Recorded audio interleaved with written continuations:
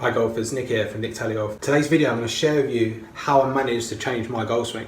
So it's a video I've not had a chance to do, and it's a question I get asked quite a lot. How did I change my golf swing from my original golf swing to my stack and tilt golf swing? So the swing I'm going to share with you today is my latest swing from a couple of weeks ago when I last played, and the original swing is going to be from 2013. So I'm going to share with you how I changed my swing and what I learned in those last 7 years since I've become a stack and tilt instructor. So the first thing you notice here at the setup position is that my neck is actually tilted slightly downwards, and that just helps me get my vision on top of the golf ball. A lot of golfers that I teach, they have their neck up like this, and I think it's in the pretense of trying to sort of turn the shoulder underneath. But when you look at the best golfers through time, they actually have a bit of neck tilt at setup, and that helps get your central vision over the golf ball. I think also another point on this was that my original golf swing, when I first started, I've always been told to have my back straight like this. And when you look at a lot of players these days, and a good example would be Adam Scott, how he changed his posture. You look at the picture here, you can see originally he was very straight, and now he's a little bit more flexed to the top of the spine. So when you set up, you don't have to have the back dead straight. There should be some sort of curve towards the top, and that just rounds your shoulders and gets your neck tilted downwards looking at the ball. It's the moves and the swing that helps you get this left shoulder under my chin. Not by having my neck up would help that, but that takes away the ability to see the golf ball as you set up. Now as I swing back to help move into the backswing and get my hands working on the right path here, you can see in my original swing how my hand path sort of went outwards at this stage, and there was a lack of turn in my hip, there was no change in my knee flex. This shoulder kind of moved more across. In the backswing, kind of moved this way. In the original swing, now I'm going to move it more downwards. This is my side tilt coming into the swing here. And also by moving this left shoulder downwards, turning my hip, flexing my left knee, straightening my back leg, you'll start to see some daylight between my legs here. This is helping me bring my hands more inwards. A lot of golfers are taught, they're told to take their hands outwards. They're not told to move their left shoulder down, they're not told to straighten this back leg, and those moves help me bring my hands more inwards. In my original swing, I was always prone to a slice or a fade. I could never draw the golf ball, and that's because right from the start my hand path started to go outwards. Now you do see some players that do that, but they manage to drop it back in, which is a very hard move to time and coordinate in the swing.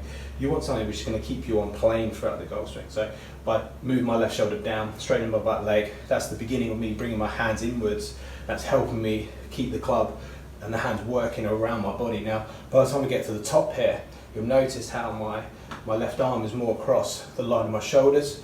In my original swing, my arm was quite high at this point. Another interesting point there is actually now I'm a longer hitter than I was originally, and it's funny because in the original swing I had a longer swing.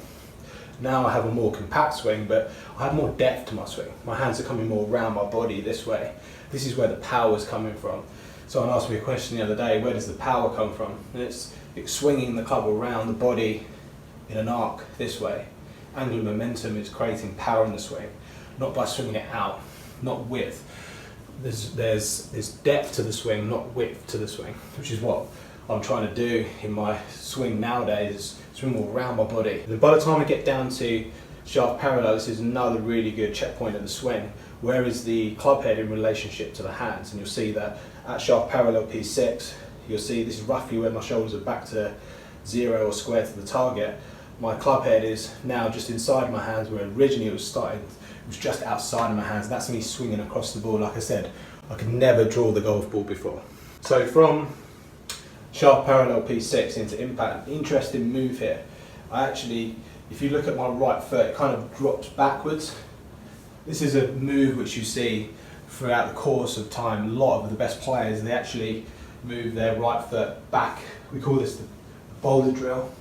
And what that does, it helps you open up your shoulders quicker than your lower body. So as you swing through, the shoulders should be overtaking the hips by this point. By dropping that foot back, that's helping that. It's also helping me extend my legs as I go through. So I'm extending, pushing my weight through. That foot's dropping back, and it's a very key move, I think, that a lot of the best players have done through time. Another key move I've done is in the finish, and as I swing through, you'll see how my hands, my arms swing more around my body. So like this way. swing more around my body. This way I'm not lifting my arms above like I did in my original swing. In my original swing, my lower body and my shoulders stopped turning as much, my arms started to lift up, club face was more closed. Now I'm extending more, moving my weight forward, swinging around my body, creating power by swinging around. Talked about the angular momentum in the swing, swinging around the body, not up. So as we move into the finish position, we call this P9. In the original swing, you can see how I have a longer, more turn in my finish. Now I'm more compact, a shorter finish, which is actually more powerful, believe it or not. So a lot of golfers are told to turn into the finish, but actually extend the body, move the weight through, keep the hands moving around the body in an arc. That's what the best players do. Guys, I hope that's given you some sort of insight into the changes that I've made over the last few years. I know from my perspective, my ball flight has changed. I'm now drawing the golf ball. There's a system in place, I want to fade it, but my original swing I could never draw the golf ball. Now I can draw or fade the golf ball depending on the way I set up, the way my ball position is, and where my hands are. So I have much more control now. I also have better control over the low point of the swing. Hopefully that's given you a good insight into the changes I've made over the last 6 years as a stack and tilt instructor. I've been very fortunate to spend time with Mike and Andy. I think their time is very valuable, and they're definitely the best, most knowledgeable golf coaches out there. I've also been fortunate to spend a lot of time with some guys in the network, obviously Rob Cheney, who I work with. So I'm very fortunate to spend time with some of the best instructors in the world, and that's really helped my game, and hopefully it can help your game as well. How that can help you, if you head over to the Stack and Tilt website and to the online academy, you can go down the list of instructors there, maybe find someone that works in your area or any of the instructors you'd like to work with. They can help you with an online video analysis, or alternatively, head over to my website and I'll be able to help you. So golfers, hope you enjoyed the video. If you did, please give it a thumbs up. If you don't already, please subscribe to my other social media platforms, and we'll see you again soon for another video on golf tips. The most